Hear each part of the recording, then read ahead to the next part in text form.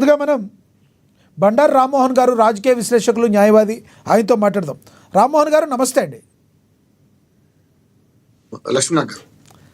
రామ్మోహన్ గారు, అసలు BJP party Telangana రాష్ట్ర బీజేపీ పార్టీకి ఏమైంది? ఇన్ని సంఘర్షణలు జరుగుతున్న దానికి ప్రధాన కారణం ఏంటంటారు?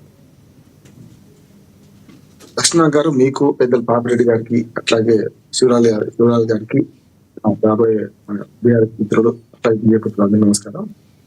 రెండు విషయాలు గమనించారు. మొదటి కూడా బీజేపీ సిద్ధాంతపరమైన పార్టీ, అటు రైట్ ఇటు లెఫ్ట్ అన్నట్టు, ఇటు రైట్ అటు లెఫ్ట్, ఈ రెండు పార్టీలు కూడా మొదటి సిద్ధాంతపరమైన పార్టీలు. కాకపోతే లెఫ్ట్ పార్టీలు ఏమో ఓటు బ్యాంక్ రాజకీయాల్లో మెల్లమెల్లగా ఓడుతూ ఇవాళ పూర్తిగా అవసాన దశలో ఉన్నాయి. జాతీయ స్థాయి కూడా కోల్పోయినాయి, చాలా పార్టీలు కోల్పోతున్నాయి. ఆ రకంగా చూసుకుంటే బీజేపీ మెల్లమెల్లగా 2 సీట్ల నుంచి అంచెలంచెల తిరిగి ఇవాళ మొన్నటికైతే మన 2019 303 సొంతంగా సీట్లు సంపాదించుకున్నది, 353 సీట్లు పార్లమెంట్. తెలంగాణలో కూడా చూడండి, వస్తాడు 2018 మన 19 పార్లమెంట్ ఎన్నికల్లో 4 పార్లమెంట్ సీట్లు కలుపుకొని ఇప్పుడు ఇవాళ దాన్ని డబుల్ చేస్తుంది 8 సీట్లు. అంటే ఒక రకంగా ఎదుగుతున్న పార్టీ ఎప్పుడైతే కాంగ్రెస్ సంస్కృతి వచ్చిందో, బీజేపీలో కూడా కాంగ్రెస్ సంస్కృతి ప్రవేశించింది. అప్పటి నుంచే ఒక రకం చెప్పాలంటే పార్టీలో ఈ లోకలు మొదలైంది. ఇప్పుడు పార్టీలో 3 వర్గాలు ఉన్నాయి. ఒకటి మొదటి నుంచి ఉన్న కిషన్ రెడ్డి గారు, లేకపోతే మనకు ఇంద్రసేన రెడ్డి గారు, లేకపోతే చెప్పండి మన లక్ష్మణ్ గారు, వీళ్ళ బండి సంజయ్ కూడా మొదటి నుంచి ఉన్నవాడే. కానీ రాజకీయాల్లో ముఖ్యంగా మన కార్పొరేటర్ నుంచి ఎంపీ అయినప్పటి నుంచి కొంత మధ్యన వచ్చిన వారు కాదు, కానీ వీళ్ళ సీనియారిటీ సరిపోతుంది. కానీ అయినా సరే మొదటి నుంచి బండి సంజయ్ గారు కూడా అప్పటి నుంచి ఈ రకంగా ఇదొక వర్గం. రెండో వర్గం ఏంటంటే మన కాంగ్రెస్ నుంచి ఇందులోకి వచ్చిన వాడు.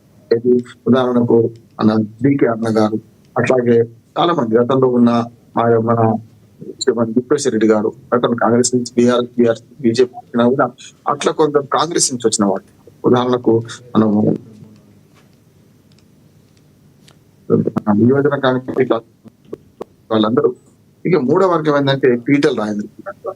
అంటే వాళ్ళు కాంగ్రెస్ లో లేరు, మొదటి కూడా బీఆర్ఎస్ లో ఫౌండర్ మెంబర్ కాకపోయినా టీఆర్ఎస్ లో 2002 నుంచి ఉండి ఒక దాదాపు 20 ఏళ్ల పాటు మధ్య టీఆర్ఎస్ రాజకీయాల్లో ప్రధాన పాత్ర వహించారు. 2 సార్లు మంత్రి అయ్యారు, 3 సార్లు మంత్రి అయ్యారు. ఆ రకంగా ఆయన ఈటెల రాజేంద్ర గారు అంటారు బీఆర్ఎస్ నుంచి బీజేపీ పోయినాం. ఇట్లా 3 ఉన్నాయి. ఒరిజినల్ మొదటి నుంచి సంఘపరవారు, ఆ రకంగా బీజేపీ పార్టీ మొదటి నుంచి పట్టుకున్న వాళ్ళైతే నేను చెప్తున్నాను పడతారు.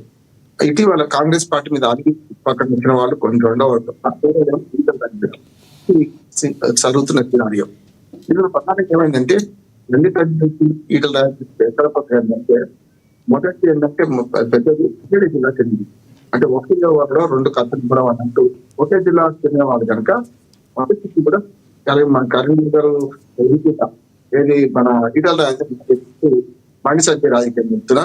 ఇంతటికి పెట్టిపోవడానికి కారణం ఏంటంటే మొన్న ఈటల రాజేంద్ర గారు ముఖ్యంగా ఆయన కులం గుజరాత్ కులానికి సంబంధించిన వాడు కనుక బీసీ పదవి తెలిసినాడు. ఫలితం ఏది చేసిన బీసీ పోయింది కదా, 10 గంటకి ఇచ్చారు కదా చేనేట్కు.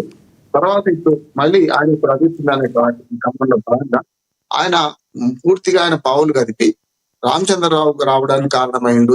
రామచంద్రరావు రావడానికి కారణం పక్కన పెడితే ఈటల రాజేందర్ను పక్కకు పెట్టించే ప్రయత్నం చేసిండు అని బండి సంజయ్ మీద ఉన్నారు.